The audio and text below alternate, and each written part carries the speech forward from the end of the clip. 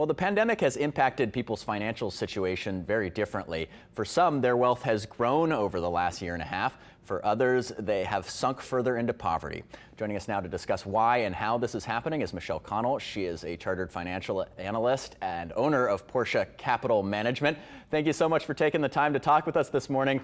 So what are the biggest indicators as to who suffered the most during the pandemic?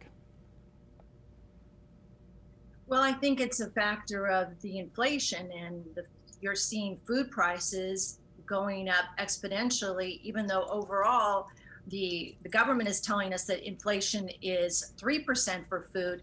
You're looking at milk and eggs and meat, which a lot of family rely on. Those are up over 10%. Rent this year on average has gone up 9%. So you put that all together, and then also consider that before the pandemic, the lower 90% of wage earners in the country were already spending 99% of their take-home pay. So what are they spending now? Obviously more than 100%. And so, Michelle, this is an indicator that the lowest income earners are being hit the hardest, right? Definitely. And so why, obviously that's because of these things going up, prices going up, things changing. Sure. And, yes, we've had a lot of growth, and we've had a great recovery. Jobs have come back. We've gone from negative jobs of about 23 million at the low of the pandemic, where we regained about 2/3 of those, but we're still at an unemployment rate of 5%. But it's worse for those that do not have a college degree. For those that don't, the unemployment rate goes to over 10%. And I will say in the New Orleans area, that's about where your unemployment rate stands right now, is 11%.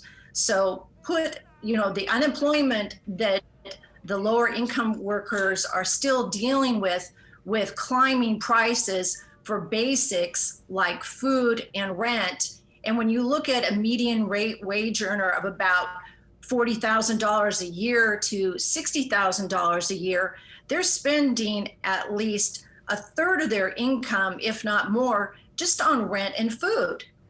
And as for those who have gained wealth during the pandemic, because there is a whole population of people who have done well during this pandemic, how much are they gaining on average? Well, you saw the stock market in 2020 go up 15%.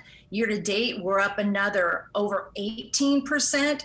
So those individuals have done quite well. I looked at some of the statistics, and if you are making about $100,000 a year pre-tax, your wealth to income ratio went from 3 times to 6 times. Now, if you were an individual who's only making $35,000, you actually saw your wealth to income decline. So that went from 1.7 times your wealth to your income down to 1.3.